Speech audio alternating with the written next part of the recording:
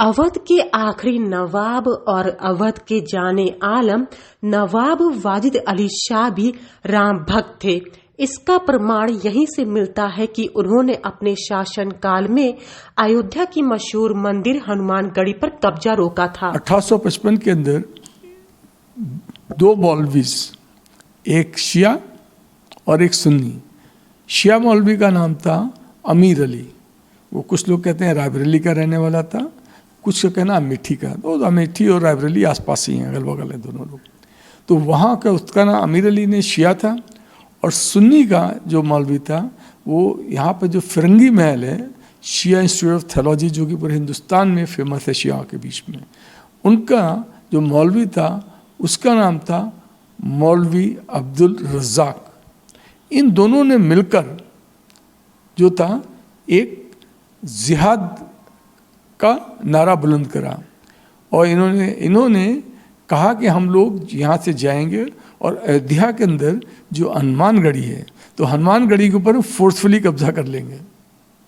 और हनुमानगढ़ी जो है वो खुद वो जो है वहाँ के जो महंत ज्ञानदास हैं उनके अनुसार, और अन्य रिकॉर्ड्स भी इसको प्रमाणित करते हैं कि वो ज़मीन जो हनुमानगढ़ी की मंदिर की है वो सन 1774 के अंदर अवध के जो तीसरे शासक थे नवाब शौदौला, उन्होंने दी थी। करीब 20 एकड़ से ऊपर की ज़मीन थी जिसके ऊपर की हनुमानगढ़ी बना था। उसके अंदर एक शाह गुलाम हुसैन एक था, उसने एक बार कोशिश करी थी, वहाँ पहुँच गया था।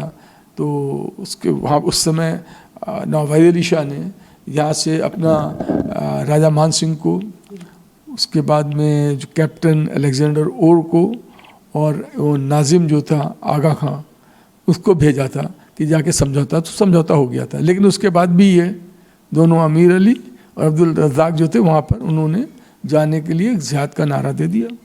और इन्होंने करा क्या कि इन लोगों ने जो लखनऊ के आसपास जो मुस्लिम बाहुल्य कस्बे हैं, जैसे कि आपके मलिहाबाद, काकोरी, उसके संडीला, हरदोई, यहाँ पर जाके आसपास इन्होंने जाके और वहाँ के मदरसों में जाके लोगों को भड़काना शुरू कर दिया।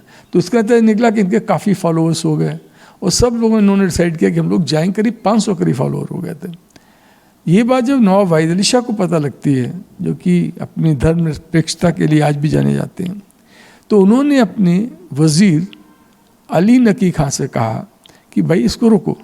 वज़ीर अली नकी खां ने क्या करा कि अमीर अली के एक रिश्तेदार के थ्रू उसको समझाने की कोशिश करी, उसको बुलवाया लखनऊ, उनको समझाने की कोशिश करी, पर उनको ना मानना था तो नहीं माने।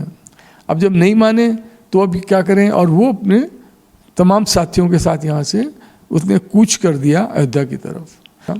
तो वहाँ की गढ़ी में था।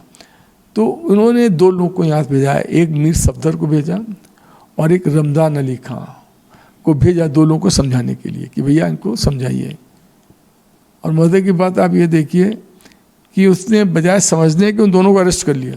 उन्होंने जो वाहिद अली शाह का एडमिनिस्ट्रेशन था, उन्होंने भेजा संडीला के एक मौलवी को, कि अब उसकी बात भी नहीं मानी।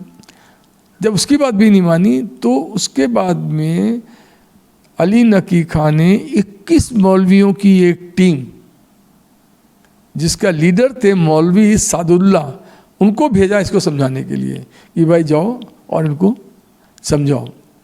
लेकिन वो तब भी नहीं माना।